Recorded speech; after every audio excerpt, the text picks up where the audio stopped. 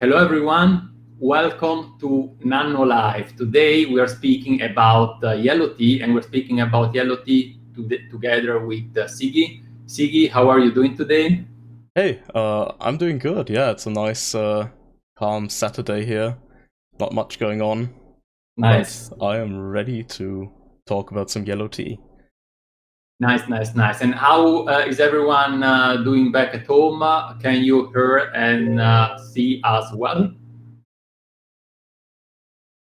Let us know if everything is fine. I see that Matthias actually, who is on the chat and is supporting us from the chat, is actually writing that audio and video quality is fine. So we actually can get started. And as you see today, we have a little bit of a new topic to speak about. We don't speak very often about yellow tea. Sigi, would you like to tell how actually this idea came up to mind? Yeah, so, when you guys did a stream, when was it? Like a month or two ago? Now you did like a big giveaway where you, raffled away a bunch of teas to the people that were watching at the time. I was lucky enough to be one of the winners, and I got this nice little bag of nannuoshan Huangcha here. Nice. So yeah, so this is how everything happened, right? So you just won a yellow tea, and we saw, okay, let's use this opportunity to do a streaming about yellow tea. And actually, I didn't have that yellow tea at home because I am in Washington D.C. right now, while I usually live in Denver. And since I couldn't fly back, I had my flatmates send it over, and is it here so that I can do the streaming today with you. Nice. And Sigi, how much do you know actually about yellow tea? What can you tell about it? To be completely honest, I'm really not knowledgeable about it at all. Like, I know that yellow tea tends to be similar to green tea, but there's like a bit of extra stuff involved. However, I don't know what that is, and I'm not entirely sure how it actually affects the taste and stuff. Yeah. And I think that's what we're gonna find out today, isn't it? But nonetheless, we can say that you are actually a tea freak, right? Yeah, I'd say so. Just, let's say an overwhelming amount of attention from my side has been focused entirely on pu'er. So when it comes to other types of tea, I'm not the person to ask. But you know, it's pu'er is the typical tea for tea freaks. I think that yellow tea is also very suitable because it's very rare. It's just you don't have that wide range of options like for pu'er that there is so much choice. The choice is very much narrower for yellow tea, but nonetheless, it's definitely an interesting tea. And what about just get started? Maybe some of our friends back at home have also this tea on their shelves, and you would like to drink along with us. So today we are going to drink Huoshan Huanya that I have here. We are going to drink Mengding Huancha, which is another yellow tea, and we have also actually a green tea for comparison, Natti Longjing.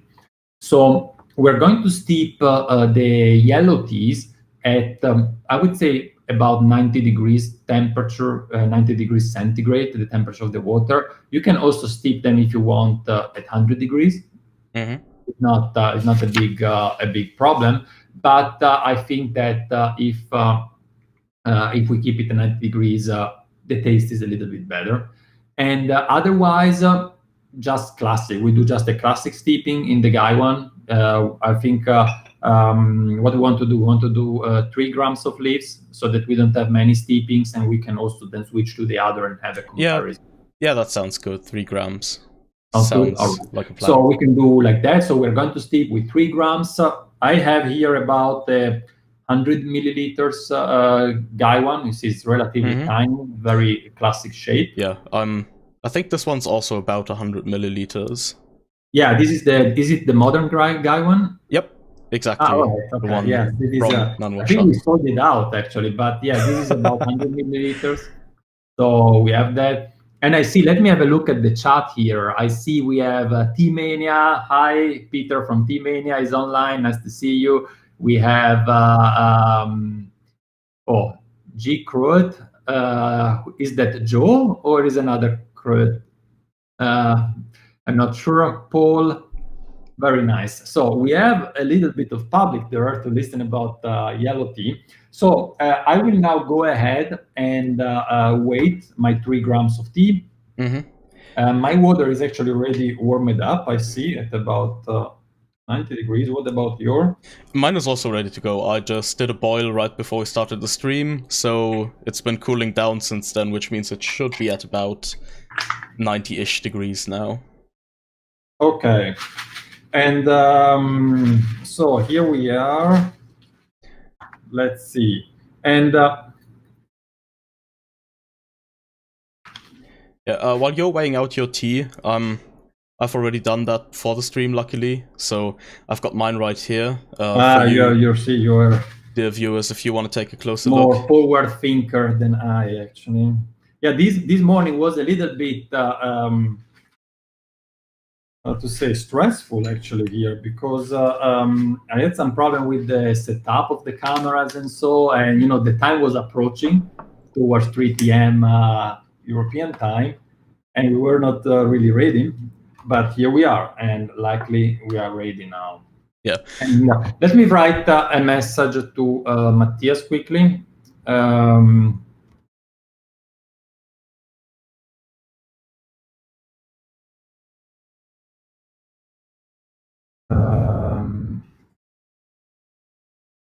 And let's get started. All right, so this is the tea.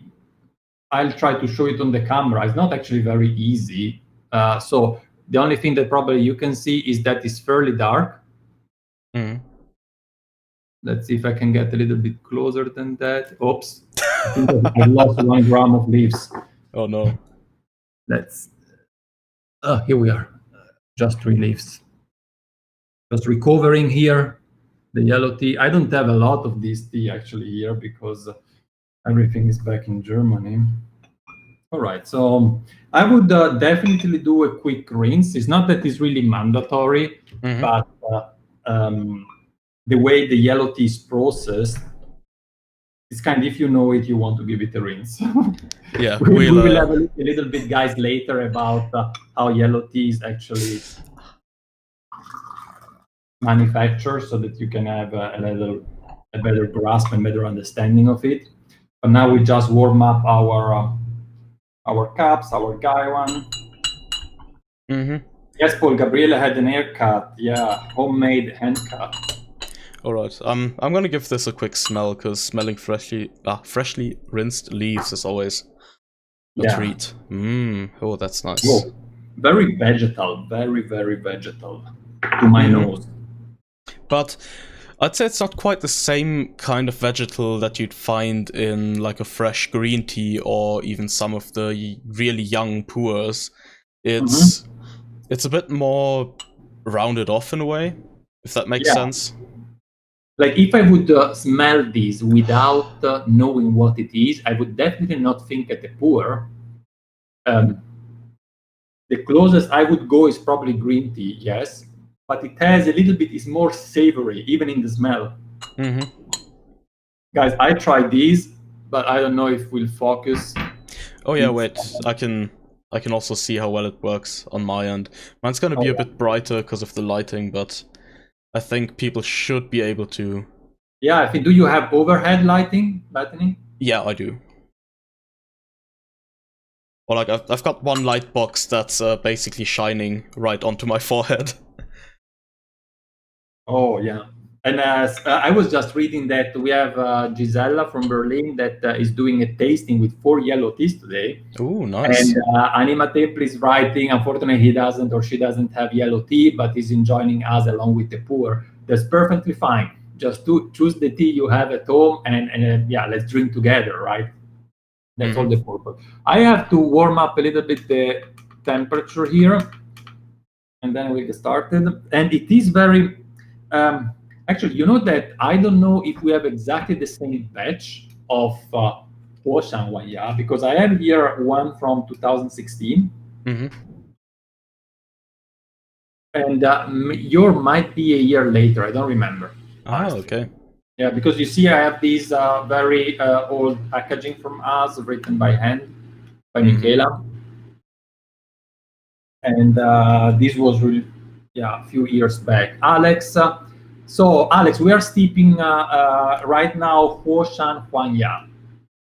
So Huoshan is a mountain. It is a mountain in the Anhui province, and it is not very far from the Henan province. In fact, when I was in Henan with Benjamin to search for tea, we were so close to the border that we could, from our mountain, we could actually see Huoshan on the other side of the border. Okay, I'm ready. So am I. Now. All right, let's. First time I use this guy one. Nice. Okay. So how long do you usually tend to go with your first steep for yellow tea? Sorry? How long do you usually tend to go for your first steep? I will go a little bit by feeling, I think. We have 3 grams, so we notice it's quite savory in the smell. So maybe we want to do like not too short, not too long, because it might have some strength. Mm-hmm. And let's see what comes out of it. Yeah. Sounds good. So we have Joe is drinking a 15 years old 7592 Menghai, and let's a shoe. Joe is drinking a shoe pour. That's very interesting. So Joe is a very good friend of me, of nannuoshan, of Peter, of Matthias. We all belong to the same Swiss tea community, if you want, tea freaks community. I don't know, Sigi, if you know Joe. Do you know Joe? I don't think I do. No, I don't think he's there we will have maybe opportunity also to meet. He has definitely also come over with us to Germany to visit Benjamin, and by Benjamin we have done together with Sigi the tea weekend. So your path have been crossed, but not at the same time somehow. Mm-hmm. I'm sure we'll get around to it eventually. Yeah. Okay. Joe is very knowledgeable about tea, and it's always a pleasure to bring with him. Oh, we have Caroline. Nice. Also from Berlin. Cool. Very glad she's here as well. Hello, Caroline. So let me read. Hello from Berlin. I once had a yellow tea at nannuoshan tea house in Berlin. Do you remember the name of the tea? Caroline, it's... I don't remember the exact name of the tea. Oh, nice picture. That you have been drinking, but it was for sure one of the 3 we are drinking now, one of the 2 we are drinking now, or Junshan Ingen, which is another yellow tea. So can you remember, Caroline, if it was made of buds or of whole open leaves? That would help to narrow the selection. Okay. Did you drink it already, Sigi? Nope. I'm waiting for you. Let's go. Let's do it. Cheers. First tea of the day. Mm-hmm.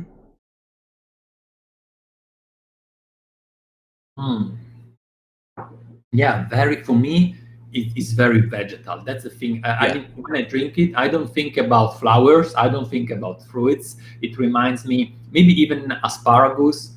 This kind of a little bit intense cooked vegetables. Mm-hmm. What do you think of that? And I think, like, if we assign actual vegetable names to these taste notes, then I think rather than the like sort of intense green savory type note that you often get from what we had earlier, like young shangpuer or fresh green tea, this one is it tastes more like something that has undergone some kind of cooking process. So like you said, like asparagus, like I don't know, something like steamed broccoli, maybe some bell peppers that have been cooked or even roasted, something along that line. Yeah. You say broccoli? Yeah, kind of. Yeah, that's very matching for me. Yeah, broccoli, asparagus, definitely. I'm thinking what else. Maybe some Chinese vegetables in the wok, made in the wok. You know, it's it does have like a very slight roasty kind of quality to it that I often tend to associate with something along the lines of like chocolate or nuts or something like that. But I could totally see that being likened to, especially in the context of vegetables, like a wok-hei type stir fry. So, just to follow up a little bit on the chat here, you know, we are always here multitasking, speaking between me and Sigi, reading the chat, what is going on. I have read that actually Joe was saying that the best yellow tea that he had to date was one from us. I'm very glad about that. I know also that there is not so much offer, so we don't have a lot of competitors offering yellow tea, actually, which helps. And Joe, definitely, you should go out, grab the tea and drink it together with us. And then Caroline pointed out that most probably it was a tea made out of buds. Now, if it was a tea made out of buds, you have only two options, actually. It was either Junshan Ingen that you still find on our website, or if it was many years ago, at the very beginning when we opened the tea house, it could have been Mengding Huangya. And now Mengding Huangya is very similar to this one. Let me see if you guys can read this. This says Mengding Huangcha. So at the end there is a CHA, and which means tea. So it is Mengding is the name of a place in Sichuan, Huangcha yellow tea. If we write a ya at the end, ya means bud. So when you write Mengding Huangya, it is actually the tea from Mengdi, from the same garden, made out of buds. This is now very precious and very, very expensive. And we had it at the very beginning at nannuoshan. And then the year later, what happened is that our farmer got a very large order from a large tea shop in China that asked them to produce a little bit less expensive yellow tea with larger leaves. Now, they usually don't do that because Mengding, they have this peculiarity of having tea made out of buds, but that year they have this large batch, very affordable, made with whole leaves. And since he made more than was requested by the customer, we were able to buy a small portion for us as well. And this is now Mengding Huangcha, which is the tea that we have now on stock, basically. And the idea was having the opportunities of offering you a yellow tea for an affordable price, which is not always easy because the processing is quite complex indeed. Mm-hmm. So, since you just mentioned processing, I already went ahead and put in the second steep. What do you think? Should we start talking about how yellow tea is actually produced? Oh yes, definitely we can do that. I'm sure, guys, you are interested in knowing that. So, you know, yellow tea is, I would say, is a relative of green tea. Yeah, and in fact, there are. I can't even imagine how actually first time green tea came to place. And maybe once I will tell you the whole story, you will agree with that. In a way, you know, green tea is a very fresh tea, but you know, it depends a little bit what you do with the leaves. If you don't dry the leaves right after you have heated them up and shaped them, and you wait a little bit, then those leaves that are still wet may still go through some chemical change, let's say, until then we dry the tea. And it could have happened that some farmer, for example, just left the tea already, the green tea already heated up, already after the charging, and then just waited a little bit longer before drying it, and noticed that the tea changed. And this process was then refined, and a new step in the processing came to place. So, you know, for green tea, you have that the green tea sometimes is very shortly wittered, very shortly. Usually wittering is not a portion of green tea. Then the leaves are heated up to stop the enzymic effect or catalysator that helps, that would help the oxidation of the leaf. So while killing the green, killing the enzyme, you stop oxidation. Then you shape the leaves, and then you dry them. So what happens in yellow tea? You have an additional step between the shaping and the drying that is called yellowing. Doesn't tell much, but is the yellowing. And I will tell you, Sigi, I will show you later some pictures so you can have a little bit of an idea, better idea, what does it mean yellowing in yellow tea. Mm-hmm. And just let me steep this tea. Yep. I want to give it a second shot. Let's read what the question we have. Oh, we have some question here from Paul that Matthias is forwarding me. If ya means bad, what's the difference between ingen and ya? Ingen is a silver tip, and ya is bad. It's just two different words. There is not necessarily a difference in the final product. Both are tea that are made out of buds, yeah, but you can call them simply with the name of the bud, yeah, like in English, or you can use a more, if you want, philosophical name, a nicer name, and you can call them silver needles.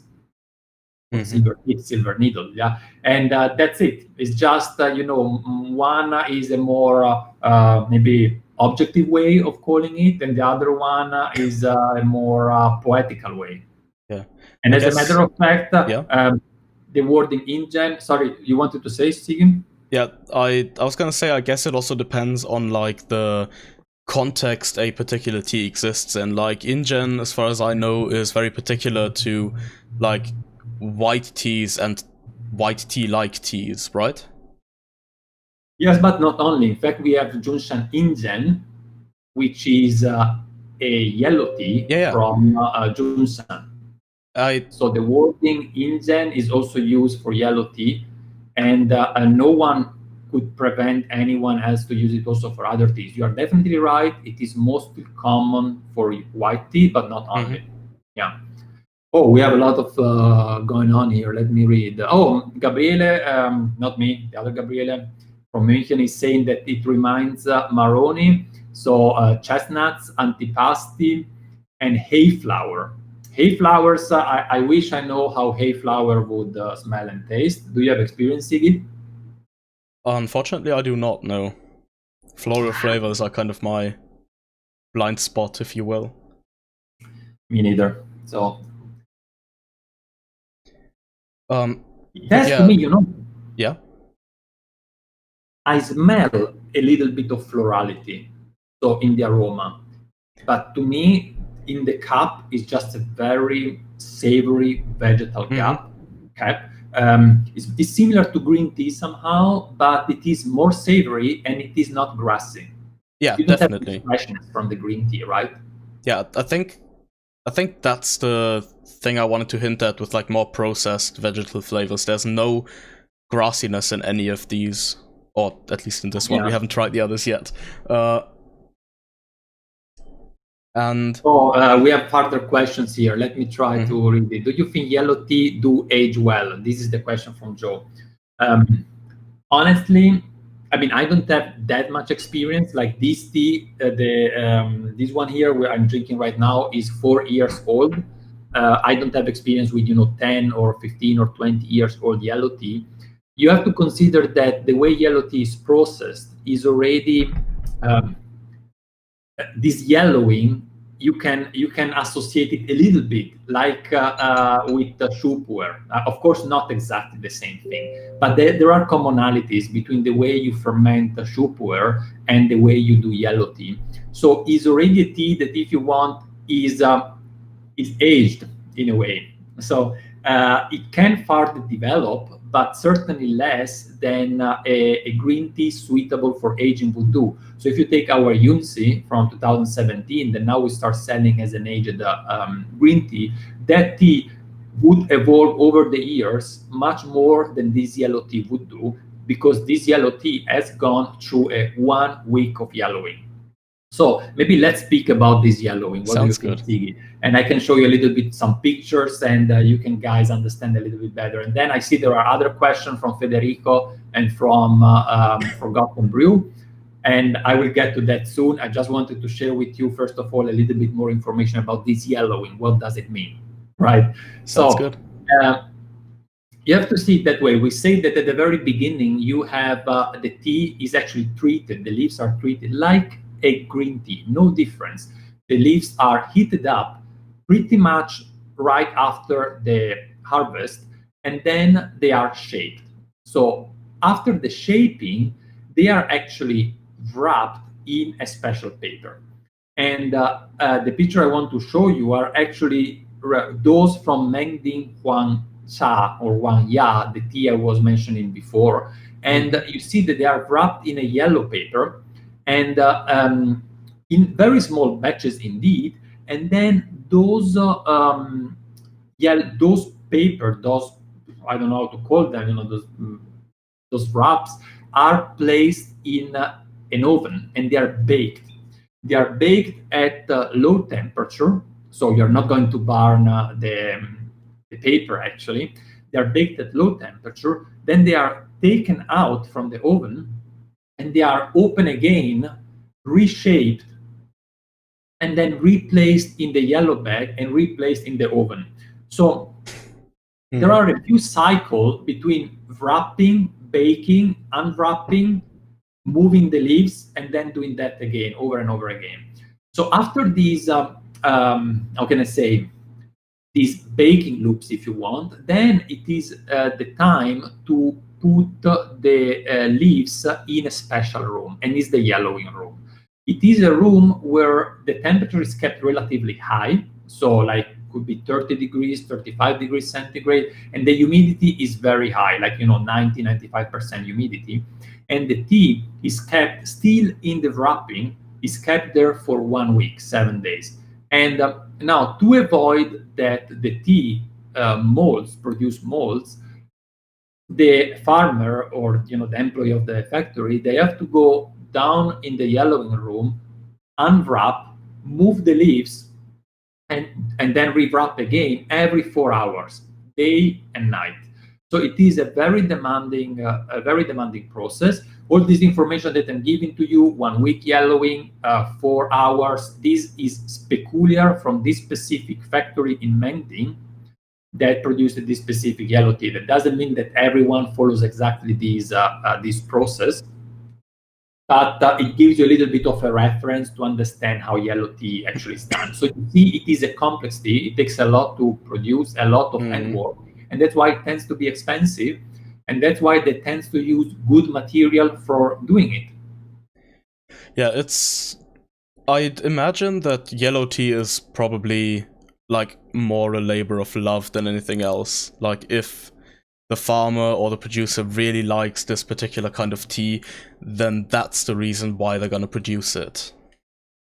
Yes, that's and now we come also to a point that it is tricky to do yellow tea, because we say they have, and Paul, yes, every 4 hours they have to mix the leaves every 4 hours, and for doing that, if you miss, or maybe the temperature is too hot and you don't mix the leaves in time, it could happen that you have mold in your wrapping, and then you have to throw away the whole bag.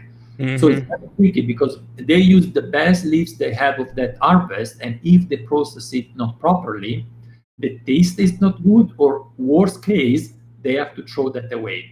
For this very reason, yellow tea is getting less and less popular, because, I mean, let's speak frankly, the farmers in China can sell green tea at high price with no problem. So why should they do the effort of creating yellow tea if there is actually no need for it, for their market and for their business? So less and less people are actually doing yellow tea, and I find this a little bit of a pity, right? But luckily enough, there are still farmers doing that. Yeah. There's these sort of niche things like yellow tea are usually being kept alive by people who are very enthusiastic about that particular niche of things. Like, it's kind of similar in a way, or at least in the way you described it, to traditionally stored pu'er in Hong Kong, where Yeah. Dry storage has kind of overtaken it by a lot, but there are still a few places here and there doing traditional storage just because that's how they prefer it. Yeah. And also there was a question from Meatpot that is asking, why does moving the leaves prevent mold? For the same reason why moving the leaves prevent mold in shoepware, which is done in the same way, but is not just moved so often like in this case. The reason is that when you have a pile of grass, because at the end, tea leaves is nothing else than grass, right? It's just leaf. You have a pile of grass.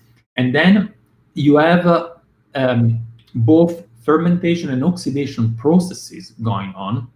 Those processes actually happen more in the center of the pile. They produce more heat there, and then you have a higher temperature in the center of the pile and not on the border because of fermentation. Have you ever tried in summer to cut? I was doing a lot when I was younger to cut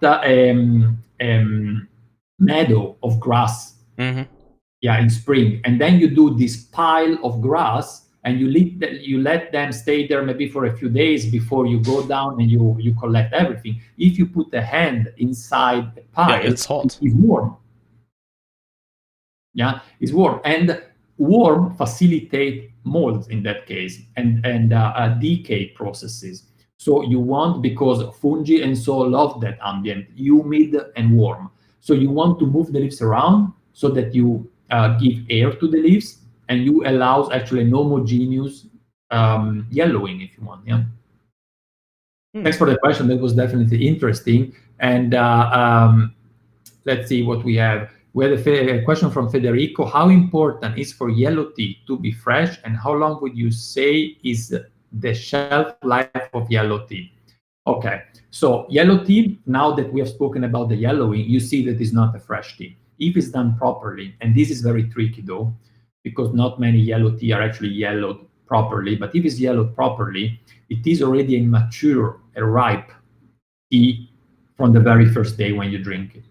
So it's not important that it's extremely fresh. It's not like green tea, not at all. At the same time, which is the shelf life? If you keep it sealed and away from light, can last very long. Like basically, like every tea, it doesn't really become bad. It could be, the the taste that is no more very good and interesting over the years. Not every tea is good for aging, but nonetheless, it's definitely, if you keep it properly away from air, away from oxygen, sealed again, away from other source of odors and light. We've done a video, by the way, about how to store tea. Then you can, store it for ages. No problem. Oh, yeah. Does it? Go ahead. Have you noticed any flavor changes in the one you're drinking right now, since that seems to be a bit older? I was thinking about that before. I have to say it's hard to say. And when something is hard to say, it means that probably there is not a lot of change in there. But, it's like when you are not sure and it's not clear that there is a difference, then probably there is just not enough difference. So no, I wouldn't say it changes really a lot. We can see then later with the other one. In fact, I haven't drank this for a while. And I like yellow tea is a tea for me that how can I say? It doesn't require to me a lot of attention, but it's very pleasant to drink along during the day. So it is suitable for all season. I don't really attribute yellow tea to summer or winter or so. For me, it's very flexible tea, but it's a tea that I like having his company while I'm working, for example. Yeah, it's more like it being matured makes it more like not necessarily pleasant, because green tea is obviously also very pleasant, but more approachable or comfortable to drink than something like a fresher green tea. And that, I think, is what qualifies it to be a very good, like, general purpose drinking tea. Yes, yes. And you know, it's nice because you drink something that is still very precious and rare, but at the same time doesn't require that level of attention that you want to dedicate to, for example, I don't know, a very good Domding, for example. So, Sigi, I have something for you. I have been discussing, you know, three-fold multitasking here with Matthias, and we might try to connect with our special guest today. Yeah, sure. Let's give it a try. So let's introduce a little bit of the story. So for our audience, we had the idea in the past days of actually get the threefold connection here. Not only myself, Sigi, but also a third guest. And actually, there are two guests that would like to join us. The fact is that we were not really able to check all the technical details in time. So it's a little bit of a try, guys. We will try it later. And if it works out, we have great news for you and an announcement to be made.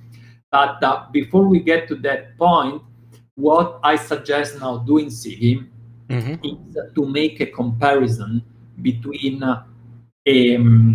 yellow tea and the green tea. What do you think about that? Sounds good. Yeah, I just finished doing another steep, so I'm gonna down that real quick, and then yeah. we can And you know start what? comparing. Do you have two guy ones? I do, yeah. You have, because I forgot taking the other guy one. So while you drink and describe your tea, I go grab another guy one and another pitch, and I will be back with you. Sounds good. We'll see you in a moment then. See you. So, hi chat. How's it going? Are you all having some tea?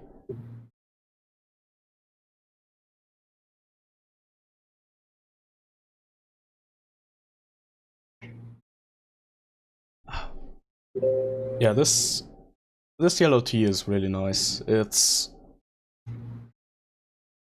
really does make for more comfortable drinking than a similar green tea would.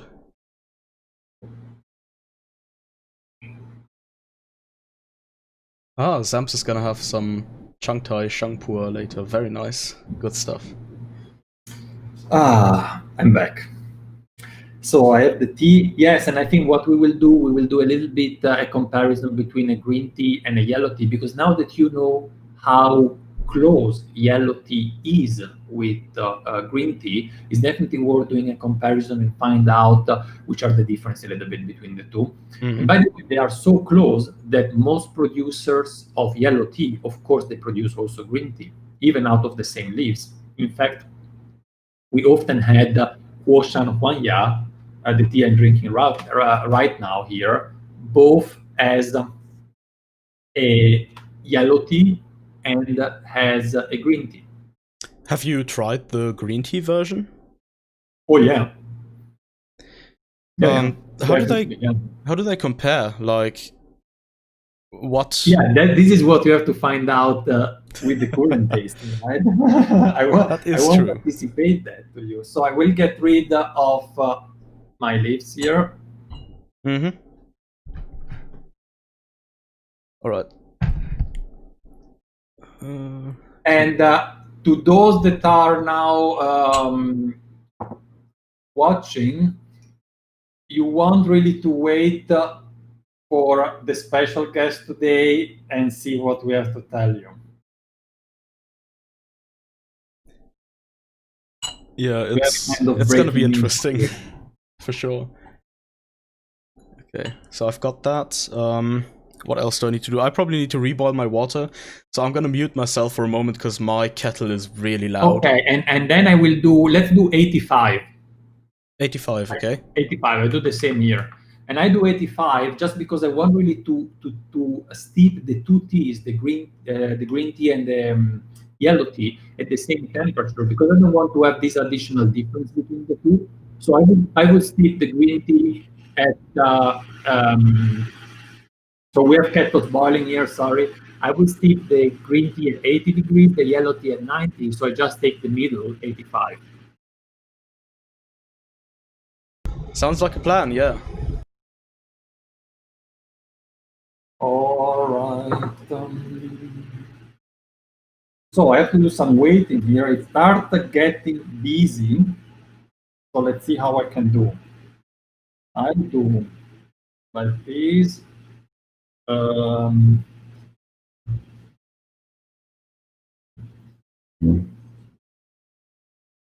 do like this. This is a very precious tray, and that belongs to Caroline. And she told me you are not allowed to put a picture or a guy one directly on the tray. So I have to use these mats here all the time and be very careful. It's completely painted in silver. Ooh, that's fancy. It's fancy, yeah. Okay. I think my water is at the right temperature now. Yeah. Feels about right. Yeah, you know, I'm lacking a little bit. All good. While you here with while you weigh out your stuff, I'm gonna start showing people the leaves.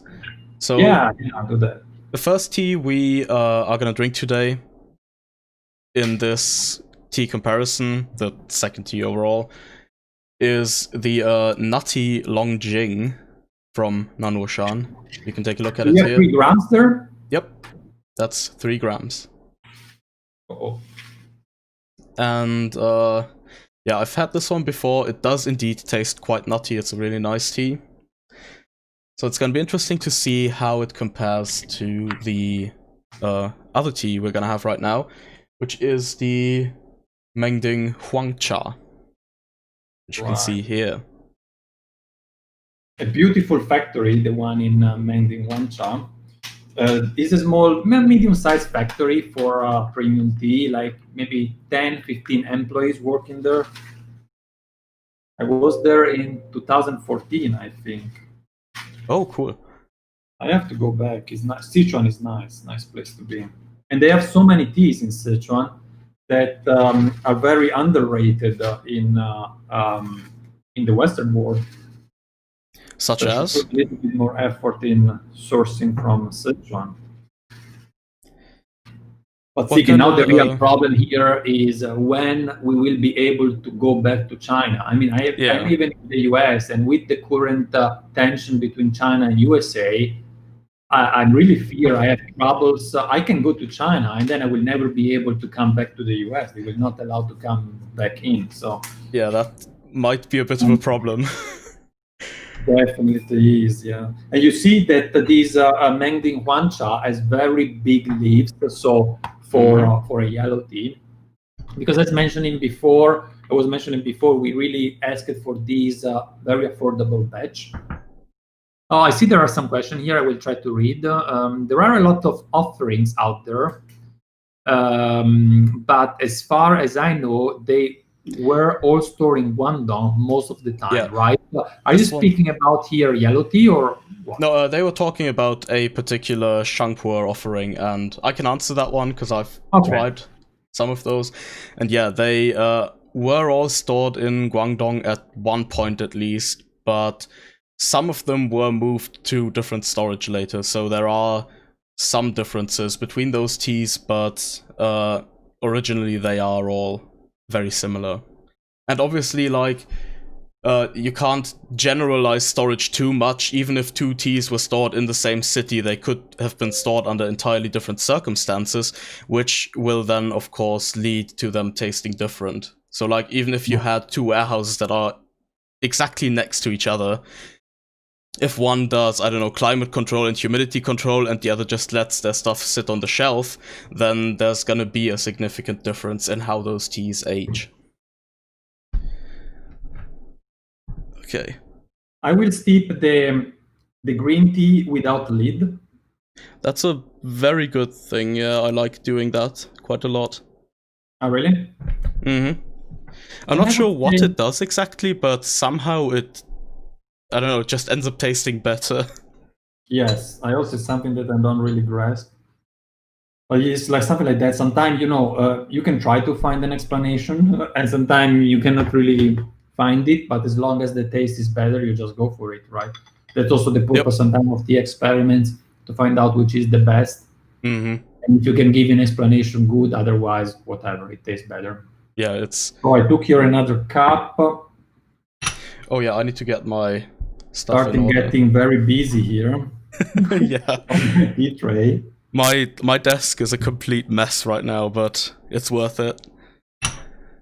That's yeah. Oh, I'm already getting like that really nice nutty aroma from the Longjing. Yeah, man, really right? good. It's just, you know. Yeah, I love that.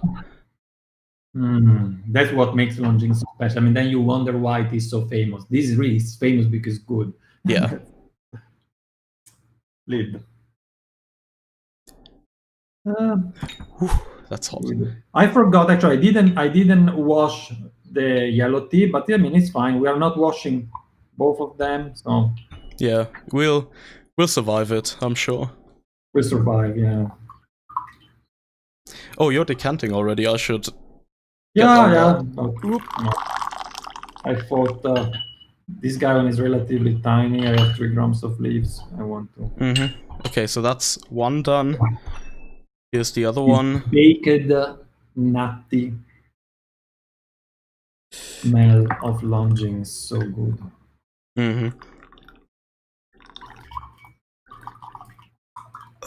Okay. There we go. Time to do some smelling. So I'm gonna do the Longjing first, because I'm more familiar with that one. Yeah. Ooh. That's exactly like roasting some chestnuts in your home oven.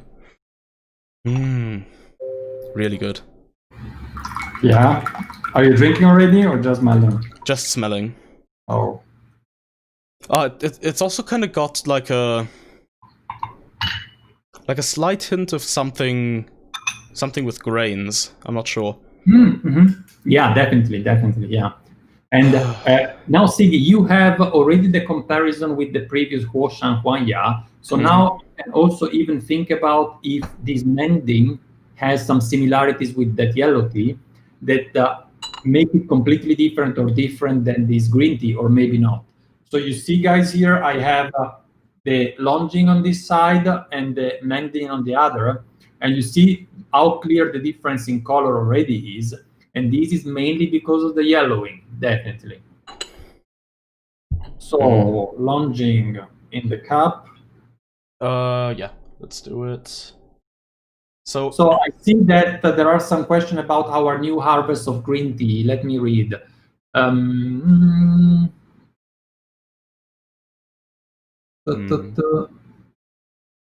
don't know where it was, but I thought I saw a message about news about our new harvest of green tea, of yellow tea.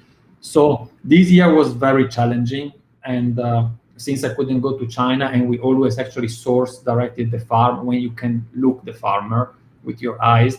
So since I couldn't go to China because of COVID-19, what we did, we had a friend of ours that is specialized in green tea. She really studied even at school, really, green tea, and is also a farmer herself. And we had her selecting tea for us, also from our farmers, drinking the teas and make the selection for us. Those teas are now on the way to Berlin. There is a first batch that I have been told has arrived over the weekend, but since we are not in our studio over the weekend, I don't have the confirmation yet. Those teas will be offered as a collection, 9 fresh green teas all together. We have already a lot of orders about those green teas, and there is another little bit left. So if you want to place the order, you find that on our website, and we will send them, if everything goes well, we will send them out on Monday. And then we have a second larger batch that is arriving later on in the next weeks. And then when this batch arrives, we will put online every single product, every single green tea alone by itself. And you will see there are, Sigi, also some new teas, not only our classic, but we managed also this year to source also some new entries. Interesting. I'm always curious about new green teas because they seem to have the potential to be really different. And I think just in terms of how relatively little processing they have done to them compared to other teas, you can kind of taste the differences on the one hand in like tea region and on the other hand in processing style, which of course then again goes hand in hand because particular processing styles are more popular in particular regions and so on. Yeah. Yeah. Ooh.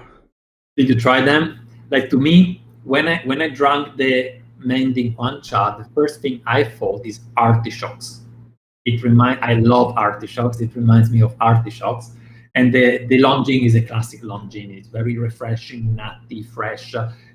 What do you think? Do you notice similarities between this Mending Huancha and the Huoshan Huanya we had before, the two yellow teas? Let me take a sip of water real quick before I switch again. Okay. Just so I mean, my leaves of Huoshan Huanya are already in the waste container, so. I can definitely see artichokes. So, like, one thing I find super interesting about this Mending Huangcha, the aroma. It has this really, like, almost pungent, but in a positive way, fruit note to it. And I'm not exactly sure what that is right now. Yeah, but I know what you mean. The aroma is fairly different than the other yellow tea. Yeah. Yeah, a little bit of a metal aroma I have. Cold metal somehow. And but in the cup, to me, is kind of very similar actually to the other yellow tea. Yeah, in the cup it's a lot more savory. In the aroma, that like fruit kind of note, that slightly metallic thing really dominates. But then once it's in the cup, you get, like you said, like artichoke, sort of greenish vegetables again. It definitely has that savoriness. And now, if we compare that to the Longjing again, that one, obviously, like, it's nutty, it has all the things a Longjing is supposed to have, but the savoriness of the Longjing is kind of different just by nature. It's, while both are savory, they are different from each other. Yeah. In that particular note. It's nice. I haven't done, a comparison between green tea and yellow tea for a long time. So I'm glad that actually, through you winning a yellow tea, we're able actually to do this comparison right now. I didn't prepare anything of this before, so I'm doing it just now for the first time. And guys, we are getting close to our announcement. How do you feel about that? Are you curious to know the latest about nannuoshan and not only nannuoshan? I think they are very much interested in having us spill the tea and not just drink it. So, are we ready to go on the announcement? Yeah, I mean, let's give a little bit of maybe a short introduction so that our special guest can get ready, and then I will let them know when it is time to connect. So we said we have two special guests that will connect together, and let's hope this is working out.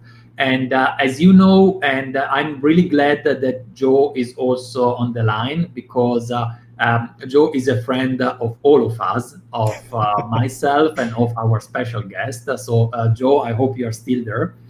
And so I told you that before I was living in Switzerland. I lived in Switzerland for about 7-8 years.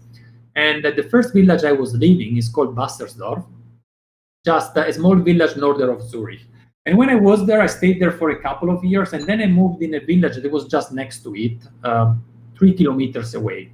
Later on, when I joined a tea forum, a tea talk that some of you know is a German forum, I came to know Joe, and I also came to know other persons that were in Switzerland. So we were all in this forum, and we realized we are not living so far, so let's meet each other. And at that time, I met also Peter, a friend that we call Dietz, but yeah, Peter. And Peter actually lived in Bassersdorf, which is the village where I was living before. And at that time, at the very beginning, we didn't know Matthias yet, because Matthias actually discovered nannuoshan on a business trip in Berlin. And then Michele at that time told him that I was living in Zurich, and he contacted me by phone just to meet up and having tea together. And that was the time where the four of us were all together. There was Joe, there was Peter Dietz, there was Matthias, and there was myself. And this was the time when I realized that in Wassersdorf, just the next village, Peter was running another tea shop very similar to NannuoShan, a direct sourcing tea shop that was just 3 kilometers away, and I haven't been known about it for years. An online shop. And now I think is the time to ask our friends to join us. So there will be a small few seconds where you won't see anything, and then we will come back. So I'm writing now to our guests that they can join. Okay. Yeah, then we'll be back in a few.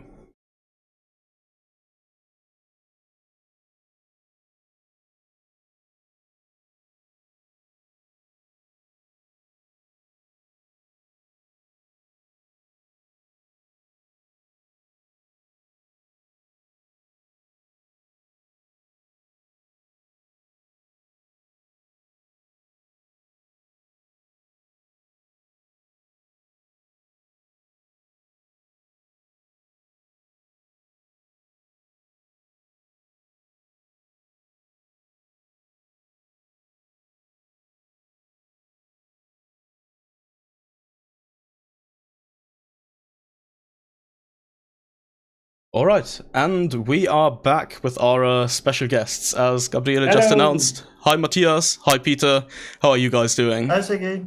Oh, hey, hi Sigi. How are you? I'm doing great, I'm having some really nice tea right now. Nice to see you. So now in live, not only on the chat. How are you guys? Cool.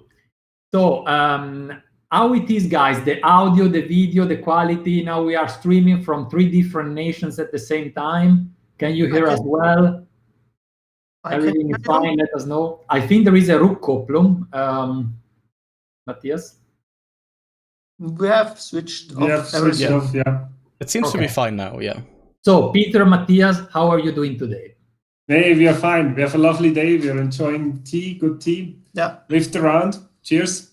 Bye. So, cheers. Some of you recognize, of course, some faces. We have Matthias online that is together with Peter. As we say, we live very close to each other, or they live now very close to each other. So thanks a lot for joining. And so let's speak about a little bit about our announcement. As I told you before, we have Peter is running Tea Mania. Tea Mania is a specialty tea shop, very similar as NannuoShan. Some of you knows it because you guys are both customer of Tea Mania and NannuoShan. Tea Mania is based in Switzerland, NannuoShan is based in Berlin, and we are connected somehow. And we are connected, we are friends, and we decided to start a cooperation. We decided to cooperate together, to get a little bit closer, to bring our 2 businesses a little bit closer to each other. And this is what we want to tell you today. Yeah, really looking forward to this collaboration. I think we were drinking tea since a very long time, everyone, all of us together.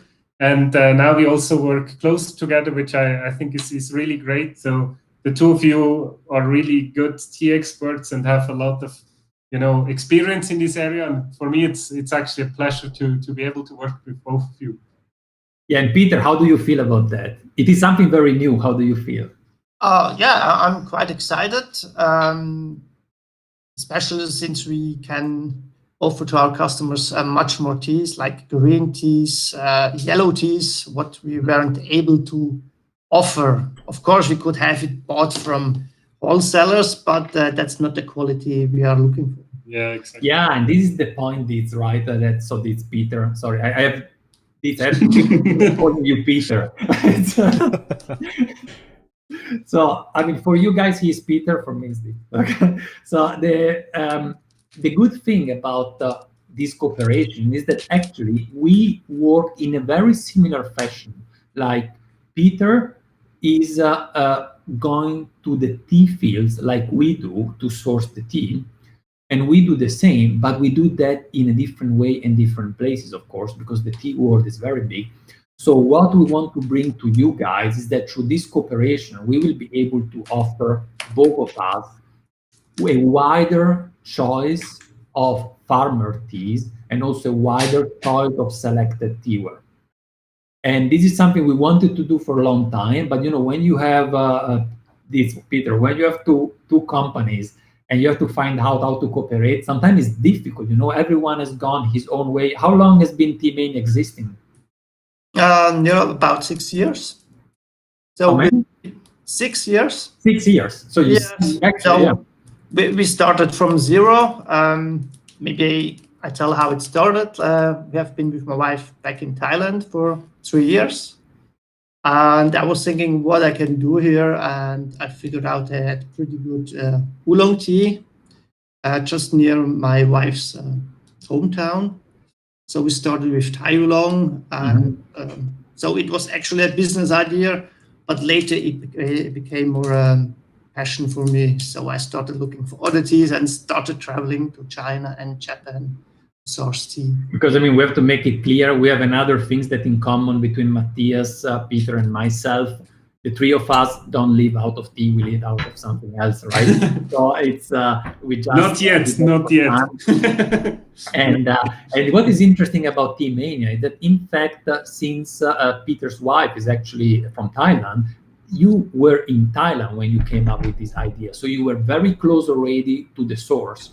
That's why you also offer Thailand oolong that are made with, if I'm right, these with Taiwanese cultivars. Yes, correct? Exactly. It's actually a Chinese village where it's produced. Yeah. Those Chinese people fled from China during Second World War when they fought with Mao. And they had close relationship with Taiwan, so they got those Taiwanese cultivars. And actually, it was an idea from the king, because back then in the old days, they would produce opium. So those tea leaves are now produced on former opium fields. Oh, really? That's interesting. Yeah. And you know what, Dave? There are a lot of messaging in the chat about Panda. And they're asking, are we going to keep Panda? Panda, for those that don't know him, is a tea farmer, actually, from that which do you want to tell shortly how did you came to know Panda, who Panda is? Panda is a tea producer and tea sourcer. He's actually from Sichuan and he loves bamboo shoots. So I named him Panda. And it was like good luck that I met him. The Panda says the universe wanted us to meet. I think so. And you met him in Jinghong, right? In Jinghong, I was traveling there from Thailand, and he was just sitting there in the guest house and drinking tea, and I joined him, and so we became close friends. That's how it happens, right? Yeah, that's the universe had intention with us. So you see that, Dietz was traveling in Yunnan for sourcing tea, and Dietz, Peter, you have also been traveling in Japan, right? Yes. For sourcing tea. This is something really I still want to do. Last time I was in Japan was in 2005, and I really would like to go back. And with this cooperation with T-Mania, we will have the opportunity of offering you also farmer tea, really directly from the farm, from Japan, and also really a wide choice, not only classic leaf tea, but even matcha. And I think this is one great win for you, NannuoShan's customer. So if you are asking yourself, what will you actually profit out of this cooperation and how this cooperation work? So I would say that for NannuoShan customer, you will have a much wider selection of Japanese green tea directly from the farm. You will have also much more pu'er choice because Dietz has been in Yunnan as I have been. He has additional contacts there, and we will be able to expand by more than double our pu'er offer. And also, Dietz, you source quite some neat teaware from Japan as well. Yes, we have some nice Kyushu teapots, and they're quite nice. And I like to drink out the green teas out of them. And I can write, actually, let me write, so it is, so that for those that don't know can have a look, it's www.tmania.ch, right? Yes, I can show you some of my tea pots. And so you can have a look. So this is a little bit about the cooperation. How exactly, Sigi, how exactly this cooperation will work, we don't know exactly. So for now, what we know is that we are going over the next weeks and months to share tea. So it means that we look at our inventory, we look which teas do we have enough, and we can send over to Switzerland so that Peter can offer them for Tea Mania. And the other way around, this is selecting also which teas we can send over to Germany and we can offer at NannuoShan. So we have this opportunity for you, and we will try to point you out also in our newsletter when those teas will be available. This is very fresh news. We don't have yet actually teas from Tea Mania right now on stock, but they are arriving soon. Yeah, so you guys are the insiders, the ones that are here on the chat today. You're the first one to hear it, fresh from the press, basically, and more to come, of course. Yeah. So let me ask you all a question about this. Are you gonna do something like, let's say, an introductory sample pack to introduce the others' teas on your store? That's actually a good idea. We have to think about it. Yeah, this is something we could do. We didn't really think a lot about these marketing aspects and so. But for example, this when you send over the first batch of Japanese green tea, we could offer that as a collection, like the Tea Mania collection, something like that. And you could do the same with our teas. Yeah, this kind of. Also, one thing is about our Japanese, like Honyama senchas.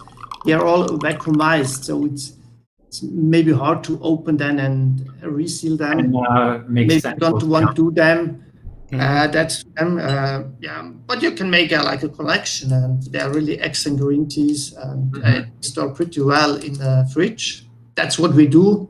So even like if you have like 1 or 2 year old sencha, they're still good. If you bought it from us. Peter, you pointed out one important thing, because we have many customers that were saying to us, we buy green tea from you because you are the only shop I know that store green tea in the fridge. Well, now you know a second one, Tea Mania. So we have really a lot of commonalities, because we discuss all the time. We've been discussing for years about how we manage our shop, how we manage our sourcing. We've done it independently, but we do it in a very similar way. And that's why, for me, this merging makes sense for us and for our friendship, and makes sense for you as a customer, actually. Yeah. We have a lot of comments here, and one thing that I think is also interesting, besides just collaborating about tea, it's also a collaboration of our knowledge and experience, right? And I would like to also hint to the tea wiki. So that's something that you, Peter, have. It's a huge database where you can find a lot of interesting information. So I definitely recommend everyone here to check this out. You find a lot of detailed information there. And actually, I've already filmed a video about tea knowledge and how to get tea knowledge. It will come out in the next weeks. And in that video, I will show you a little bit more in detail how Tea Wiki works and how it is set up. So it's like, it's like a Wikipedia, but all about tea. So check that out. That's for sure interesting. Maybe Matthias, later on we can write the address in the chat. Yeah, I've already pasted it. Oh, really? Okay. Nice. Yeah, and that's pretty much it. I hope that both Tea Mania's customer and NannuoShan's customer will be happy about this cooperation. I'm sure you guys will profit from it, and I can just say I'm really excited to get started with that. Yeah, me too. Me too. It's really great to work with you guys. Thanks. And I even think about in the future a tea trip all together in Asia. But that would be maybe together with the panda. together with the panda. Many places, and I told you he's also a bit chubby, and he knows all the good restaurants in Milan. So it's nice. That's really good. excellent food. You know that actually my Chinese nickname is Chihua. So it's the one that likes to eat all the food. All the so, yeah. Nice. Yeah, so we will do that. Yeah, that's it, I would say. Yeah. Yeah. Thank you. Maybe let's go back to yellow tea. Yes, yellow Sounds tea. good, yeah. Yellow tea, Yeah, thank you too for joining us. I think this was a really exciting Welcome. announcement. Thank you too. Thank Bye-bye. you. All right. Yeah, bye. Have a nice day. Bye-bye.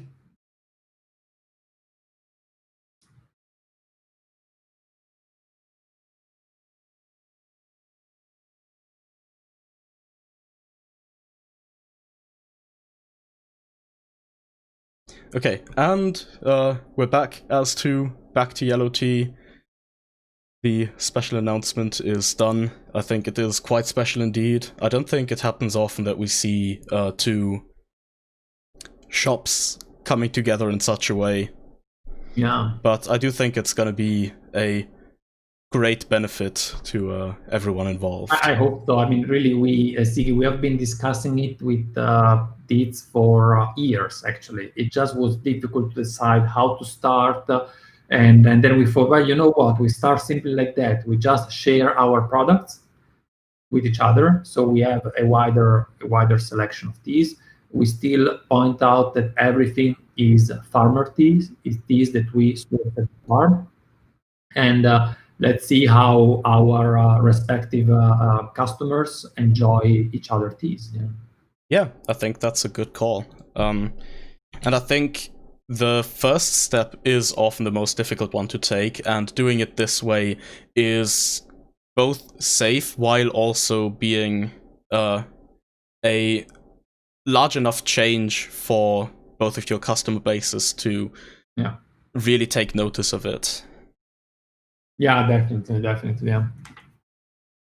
All right, pretty busy. So you know what? I will just choose now one of the two teas, and I will continue skipping that one. I think I will go for the yellow tea because launching, I know it, and I want to explore a little bit more this mending one charm.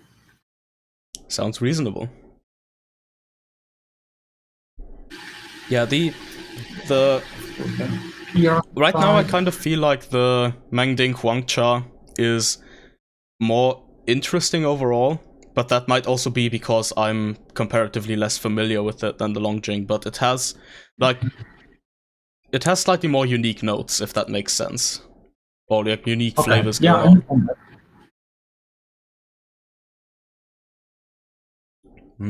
Which is good because it's really an affordable tea that we don't sell a lot because I think people are not familiar with that tea, and even if it's relatively cheap, they don't. Sometimes you place a high price tag of some expensive teas, and people get interested because they see, oh, this is expensive, Yeah. not good.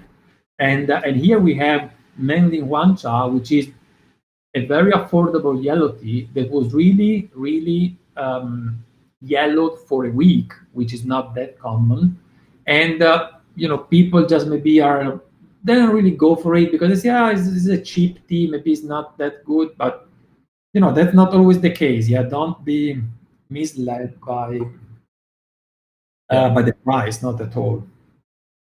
Yeah, price isn't always indicative of quality, or maybe not necessarily just quality, but personal enjoyment. Like there are some quite affordable teas out there that are very, very cheap in comparison to other stuff. Definitely. I totally agree. That's why also we go there and we try the tea ourselves, because you cannot really base everything on price. Yeah. And so I told you that, Sigi, we have we have a question. Let me see. The Mengding seems to me a bit more mellow and also getting more sweetness on a light. That's interesting. Yeah, that's interesting. I have just done a first sip. I will do one more. Yeah, I'm definitely getting some honey-ish aroma on the empty cup, but that's something I've noticed across most teas, that the smell you get in the empty cup after drinking tends to be sweeter than, say, the smell of the liquor or the smell of the leaves. Yeah, even in the picture, even more, I think, because of this shape that keep more the smell. I really suggest you, when you drink tea, even with friends at the end, always to pass around, even after every steep, actually, the pitcher, just to smell out of it. This pitcher hasn't seen any tea for maybe 20 minutes now, and still smell. And smell good. It really does, yeah. Like, often the pitcher smell is the most pleasant out of all the ones. Maybe not necessarily the most complex, because of course you're gonna get more aroma, like straight from the leaves, but just that kind of honey-like sweetness is really nice. All right, here we go. So I'm curious to know from Joe what he thinks about our cooperation with T-Mania.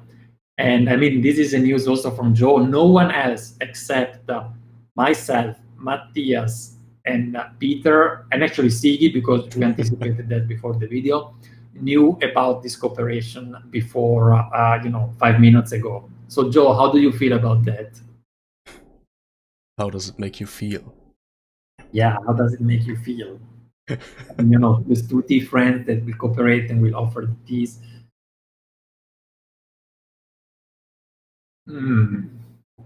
I like this blending, yeah. And so when we speak about yellow tea, there is one aspect that we should discuss, and is fake. Oh yeah, like you mentioned previously, it's a very labor-intensive process. It's probably not something most people are gonna want to do. So genuine yellow tea, in the sense that it's undergone all of the necessary processes to produce the kind of flavors we've been experiencing today, seems like it would be a bit of a rarity. Yeah, it is. And the tricky aspect is really the yellowing. So yellow tea has a name also in China, and people seek for it because they see it's something like how can I say? I cannot find the word right now, but like something like, very peculiar and difficult to find, a little bit exotic, maybe. I think that was the word. And so what happens? I tell you my experience. One experience of one of my tea travel.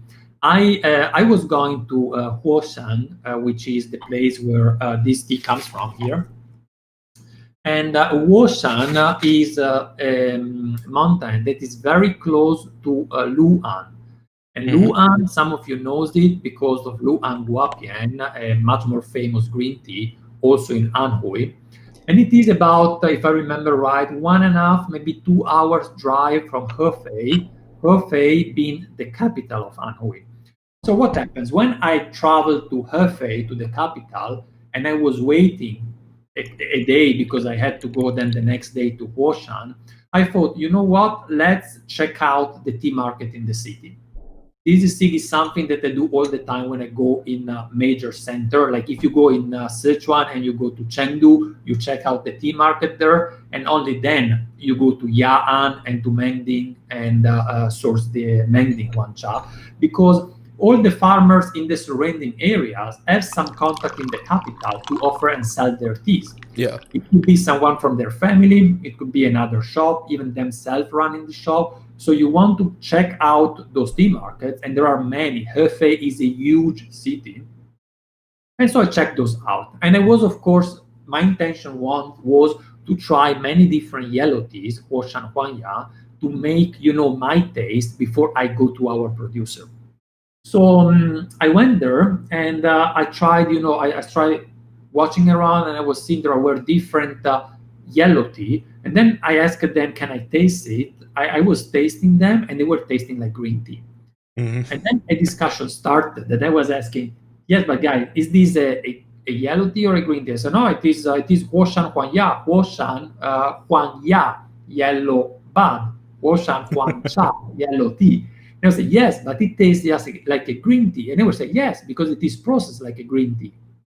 And then I was asking, but why did I call it yellow tea if it is a green tea? And I would say, yeah, because this is the name of the tea we do here. So basically, they were keep on branding the tea, the name of the tea, like Huoshan Huancha, because this is the main tea they do in that area. but they were not actually selling yellow tea. They were selling green tea.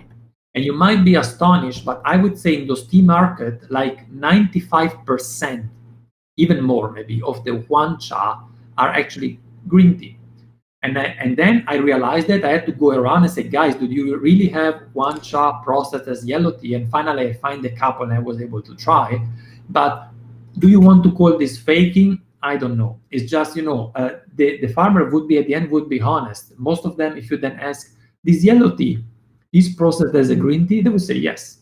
Mm-hmm. But when you buy it maybe overseas, or you buy it from Europe and you see, oh, it's called yellow tea, I buy it, then you think you're drinking a yellow tea and you're actually drinking a green tea. Yeah, it's exactly this kind of information that can often get lost in the supply chain.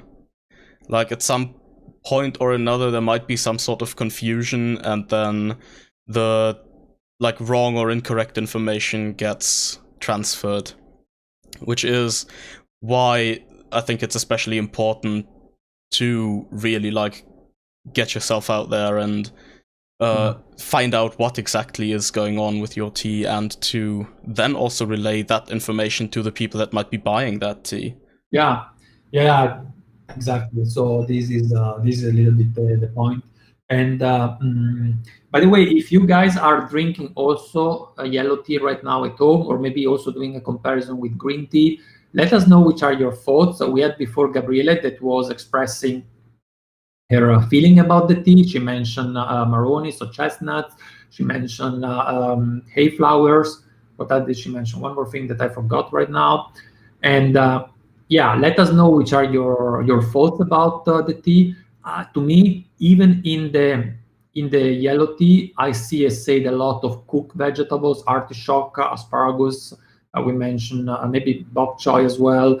And in the aroma, it's very slightly florality, but very, very mild, and maybe what the connecting element with green tea, or with the longing, is this grains taste, but there is no freshness in it, and it is much more savory. Yeah, this is the way I would describe it. Yeah.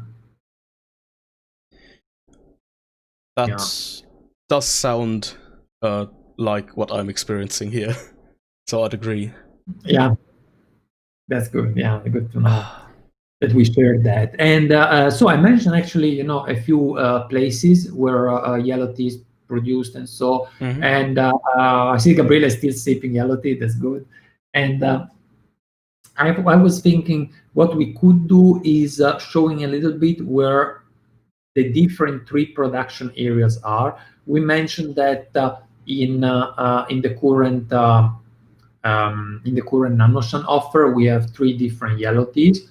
We have Mengding Huan Cha that we mentioned here. We have Huoshan Huan Ya that we've drunk first today, and then we have also Junshan Injen that we are not going to drink today. We're not going to drink it for 2 reasons. First reason, I don't have it here. Second reason is that these 2 teas, these 2 yellow tea, are close to green tea, we say. There are commonalities. These 2 producers both produce with the same leaves also a green tea. Mm-hmm. But Junshan Injen has not a lot of commonalities with green tea, actually. It is closer to white tea. And now we come back to the point, Sigi, where you were pointing out Injen is more a white tea designation. It is also used for Junshan Injen, which has similarities with white tea. Not only in the name, Injen, silver needle, but also in the taste. And in fact, this is the tea that Joe was mentioning before, one of the best yellow tea he ever had. And it reminds a little bit of an aged white tea. Mm. Yellowing process develops a taste that is closer to, but not the same, of course, but closer to an aged white tea. And in fact, also the type of leaves of cultivar that are used for it are relatives, if you want, of the same cultivar used in fooding for baicha, for white tea. So we have these 3 different teas. You were saying something, Sigi? Yeah, I find that really interesting, especially the comparison to actual aged white tea. Mm-hmm. Like it really does sort of create that parallel to Shang and Chupur. Yeah, in that way. Yeah, it does. It does. It's something that actually I realized just at the beginning of this video. I didn't really think actively before that, but when there was the question before about the processing, I thought, yeah, actually you can see a little bit, right? Just to help, you can see green and yellow tea in relation to each other, somehow like Sheng and Shu are related to each other. Yeah, this yellowing process has something to do with the Shu processing. It's not done to that extent, the fermentation and oxidation, but it goes in that direction, yeah. And Junshang Zhen, German now. And I have a question here from Joe. Yellowing equal withering, Velken. No, it's not that, Joe. So it's not withering. Withering is a process at the beginning of the manufacturing of the production of tea that is done in many teas, but not all of them. And it's made for softening the leaves. The leaves lose water content, they become softer, and consequently can be continued to be processed. By green tea, you usually don't speak about withering because you don't let the leaves wither for very long. In German, I will use the term auslegen, that I don't know how to translate that really in English, but if you want, it's a very short, lay down the leaves right after the harvest, they lose a little bit of water, very short time, and then you heat them up. So it's not a longer, so we don't really call that withering. But the yellowing, it comes later on in the processing of the tea, and it's not meant at all to reduce the water content. In fact, you put them and you wrap them so they cannot really lose much of water, and you want them a little bit wet because you want with the humidity and with the temperature, with the high temperature, to initiate and speed up those actually decay chemical processes and biological processes, because there is certainly also a little bit of fermentation in there that develop the taste. So I would rather associate the yellowing with the post-fermentation in Chupur, but I say they are not so close related. The result is really different. It's just to give you a little bit of reference if you want. Yeah. Now, and, let me see what is written here. I do have a question with regards to that, though. Like the yellowing process comes fairly late in the processing. It's more or less like the final step. Yeah. Does that also draw parallels to Chupur production? In which sense you mean? Like, where does the pile fermentation happen in Shu processing? Is that also after the like Pu'er Maucha has been mostly processed? For Chupur? Yeah. Yeah, you do it also at the very end before the drying, definitely. Yeah, the fermentation is the last step before the drying, actually, of the pu'er, so very similar also to yellow tea. And I see here some question. Joe is asking what does the yellowing to the tea chemically, and this is a little bit difficult to answer. There is not a lot of study about yellow tea because it's so rare, not that I'm aware of. So I can just, go by self-judgment and self-understanding of the process. But the fact that you put wet leaves, you wrap them, and you leave them for a week, this will certainly cause some oxidation. Even if you have do the chashing already, and you have already heated up the leaves, still the leaves are wet and they will continue to oxidize a little bit because the water favors that process. Yeah, you have a lot of oxygen also in the water, not only in the air. And so I'm sure there is a certain level of oxidation, and I'm pretty sure there is also a certain level of fermentation in there because of the conditions are perfect for fermentation as well. So my guess, and this is what I've also read about, is that in the yellowing, you have a little bit of both processes of oxidation processes and of fermentation. But I don't have here a scientific paper, where we can read that out of it. Mm-hmm. There was a question also, but I see that also T-Mania is helping answering that, so that's good. So does yellowing have a slightly aging taste effect on either the green tea leaves or InGen? Yes. So this, as I was saying before, to me, the yellowing is results in a little bit a kind of aging effect, if you want. But we have to pay attention. We use that comparison only because we know that shoe puer was invented to resemble the taste of aged shampoo. But if we wouldn't have that comparison, we would never came up and saying, oh yes, yellowing brings the green tea to an aged stage, if you want, because green tea is not very commonly aged, so we wouldn't have that comparison. But since we know about the Sheng and Shu, we could definitely say that, I would say, yeah. Mm-hmm. Yeah, and it's like, I imagine that aging in the sense of puer and shu puer, the ratios of those processes that are going on, oxidation, aerobic and anaerobic enzymatic processes, and actual fungal fermentation, they occur in different ratios compared, if you compare a, I don't know, naturally aged Sheng and a shu puer. And the same will probably be the case for yellow tea and a green tea that would be aged in a quote-unquote natural way.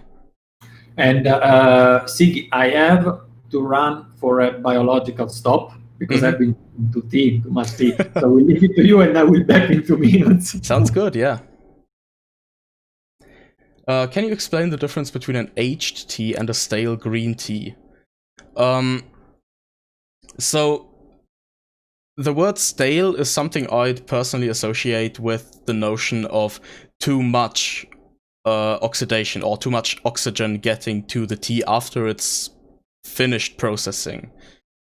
A stale tea will usually lose a lot of aroma, which in turn vastly decreases the complexity you get from that tea. Some flavors are just not going to be present anymore because they were mostly aroma based and they have dissipated over time. What I'd imagine an aged green tea would be one where these mostly aroma based flavors were able to be retained, but they have changed over time due to various processes happening to the tea as time goes on. So instead of just oxidation, there might, for instance, have been enzymatic changes to that green tea. Of course, the kill green process is there to eliminate most of these enzymatic processes, since that's the point of fixing the tea, so to speak. But I don't think it ever, entirely removes all of them. A bit is always going to be left.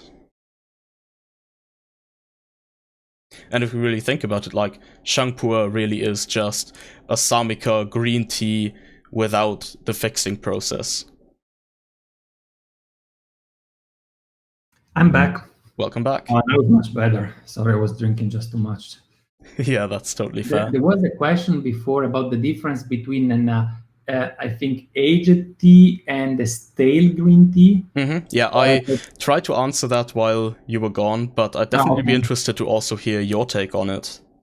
But how do you understand stale green tea? I'm not so sure to understand it correctly. So the way I explained it is that I'd consider a tea stale if it's been exposed to oxygen too much, and if a lot of aromas and thereby also flavors in the tea have dissipated over time just due to that oxygen exchange happening.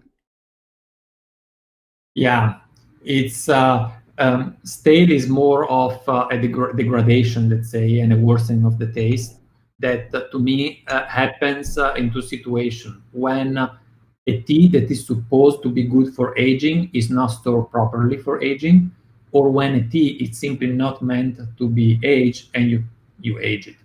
So not all tea is good for aging, and some tea lose the fresh taste and doesn't replace that with a new taste that actually human like, and so it's not suitable for aging. So a lot of small leaf variety green tea are not really suitable for aging. We have some other teas, more in particular the large leaf variety, are more suitable for aging. I wouldn't say at all that the green tea is not suitable for aging. It depends on the green tea you are using. If you go in Yunnan and you do green tea with the same leaves you do shampooer, most of the time they're good for aging. And I had the opportunity to taste very good aged green tea.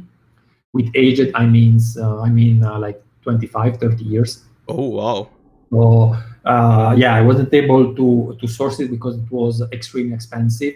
By the way, Sigi, we had Jens that wanted really to have a parcel, but at the end, I think it was a wholesale price. 100 gram was 1,500 yuan, so 200-ish euro. Yeah. So it was like even Jens didn't, although it was very appealing. And there is a blog on our website where I discuss that tasting. Oh, cool. I gotta go read that. Yeah. Yeah, so I say the stale is more of a degradation process. For example, let's say that a stale taste could also be a poor, actually. If you store it in a very humid environment, maybe at high temperature, you expose it too much to air, then it might not develop that type of taste that you really want, and it has more a negative touch to it. Yeah. Or if the opposite happens and you don't get enough temperature and humidity. And it doesn't evolve further, yeah. Yeah, because then it really just like loses those pleasant young aromas, but like you mentioned, it doesn't get anything to replace those with, which of course isn't really where you want to be. Yeah, I think aging is a very complex matter, and that's I would say that's why we love it, right? Because you have to wait and you don't know the result. So it's of course you can buy aged tea and then you don't have that risk, but when you store it yourself, it's always a little bit of risk, and you know exactly what to do. There are so many variables. That's why we love tea, because it's so complex and you cannot really grasp it all. And aging is one of those aspects, guys, I don't think we really can understand completely. Yeah, it's... There are some questions. Let's see if I can read that. Oh, I see. I know from my experience that the taste also depends a lot on the type of wrapping, paper, cloth, in which it is stored for the yellowing. For example, Mending Huanya paper and Huan Xiao cloth. Yeah, and this is definitely the point. Different type of wrapping material have a different level of how can I say, permeability. So that, if you use, let's say, a plastic bag, then you keep much more the humidity inside and you enhance a lot the degradation process. While if your wrap is more similar to a poor wrap that is brief basically, you have a different aging. And I have to say that the factory I visited in 2014 had a problem, because it took for them quite a lot of years to restaurate the yellowing process, because there was a time in history when they were not producing yellow tea anymore, and then they started off again. They had still a lot of paper left from the years before, and when that paper was over, they had to find the replacement. And I remember they told us they had quite a lot of troubles in finding a suitable replacement for it.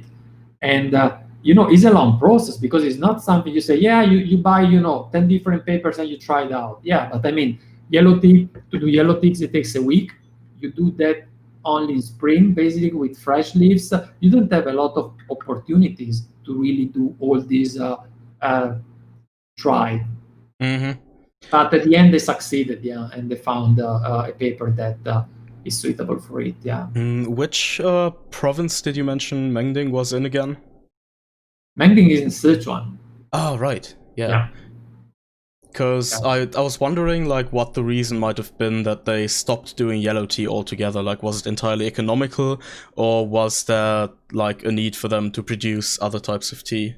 Do you have any idea? There was not a lot of requests. There was not a lot of requests, so they didn't have the need. And then they found the business out of it. I think the owner is really good at that, and they manufacture also other tea. They have such a huge selection of green tea, and they have also very good black tea. We had some time ago, we had a Meijan black tea. So it's a tea made with Meijan cultivar that is actually a cultivar from Fujian and is usually used for oolong, very aromatic. And they imported it in Sichuan and made black tea out of it. Oh, that's cool. Yeah, definitely is. Yeah, and actually, yeah, since you have asked about the different regions, and so what about showing a map where we can explain also which are the different region of these three teas that actually we are offering right now about yellow tea. Not the only 3 yellow teas that are available out there, but I would say the 3 main yellow teas. China. Yeah, let's take a look. All right. So let me know when you have the map. We have it now. Everyone should be able to see a beautiful maybe map. I will see if I can pull it also on my screen, so that I can describe it better. So what basically you have in here, let me see, did I pick the right one? No, sorry, I picked the wrong map. No problem. It was the wrong, but I pretty much, I think I remember it, so I can just go by memory. So what we highlighted in this map is actually the 3 production area, and you see they are pretty much far away from each other. So you have the Huoshan Huanya that I was saying before is in Anhui and is near Hefei. That, I mean, is not that close to the eastern coast of China, but also not too far, right? I mean, it's just some hours train drive from. Yeah, it seems to be like, I'd say 500 to 600 kilometers from Shanghai. Yeah, kind of, pretty much like that. While yes, I put a scale right on the map. And Junshan Injian is not very far either. So from Huoshan Huanya, in fact, I think I cannot see the map right now, but I think you can see it. Maybe you can confirm. I think that between Huoshan Huanya production, so Huoshan, and where Junshan Injian is made in Hunan province, pretty much in the middle, there is Wuhan, which is a city that became famous recently because of COVID-19, where COVID-19 spread out. So I don't know if this is the case, but Wuhan is in the Hubei province, so it's not the same province as Junshan Injian, it's just the province north of it. By the way, I had a video about the tea lexicon when I pointed this out. You have Hunan and Hubei, you have Nan and Bei, which means south and north. So one is on the south of the river, and the other one is north of the lake, and the other one is north of the lake. And then you see that actually Mending is very far away. It's about 2,000 kilometers from the other 2 regions in Sichuan, somewhat close to Tibet, if you want, and close to Yunnan. And nonetheless, there were quite a lot of similarities between the yellow tea from Mending and the yellow tea from Huoshan that we had previously. Yeah, and that's that makes it very interesting. I think that, like, despite the 2 teas we had being so far apart, like 2,000-ish kilometers, they had a lot of comparable characteristics. And do you know what kind of cultivar they're made of? No, I don't remember it by heart. I should check if we have the data about that, but definitely they are both cultivars that are also used for green tea. So, it's not something very specific for yellow tea. It's different from Junshan Injian, where they really have a local cultivar that they use for that, and that's why those buds are really thick and full of flesh of meat, if you want. Yeah. Oh, So, do the you've tried green tea versions of both of these yellow teas, right? Yeah. How would you say those two compare?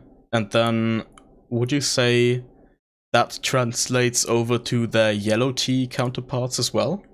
Yeah, it's both green tea counterparts are not high fire green tea like the Longines we had before. So as I remember them, they don't have that nutty, baked, toasty maybe taste to it. So it's more a classical, fresh vegetables, if you want, green tea, grassy.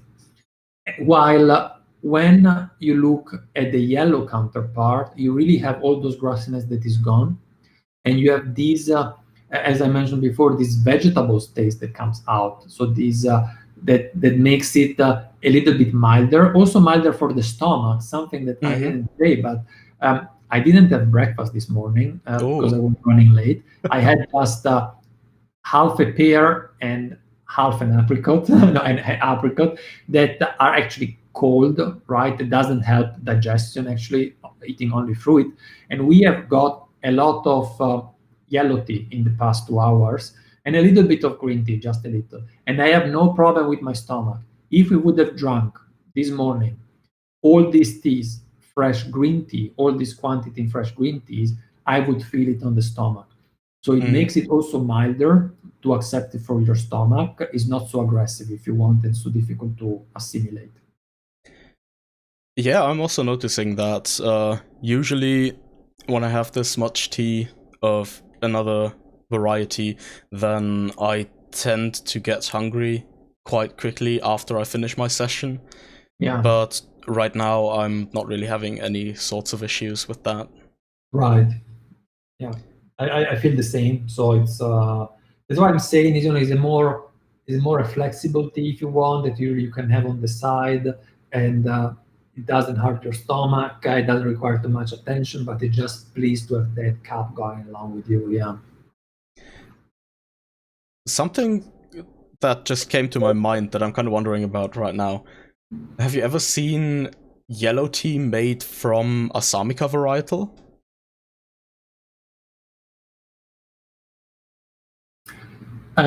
No, but not that I know. There might be some, especially I think in Guangzhou, they do also yellow tea, and those are regions where Assamica grows well. In this region that we have seen here is not very suitable for a large list variety, but except for Sichuan, of course, that would be, but it's pretty high mountains actually, so it's a bit cooler there. But the Junshan Injan is somewhat in between. If you look also at fooding, Dabai is the name of the cultivar, so large white, because the leaves of fooding baicha are a little bit larger, the buds are a little bit larger. So it's the same for Junshan Injan, is somewhat in between. So you can definitely do also with those leaf yellow tea. Yeah. I'd be really interested to try that someday. Yeah. Yeah, definitely, yeah.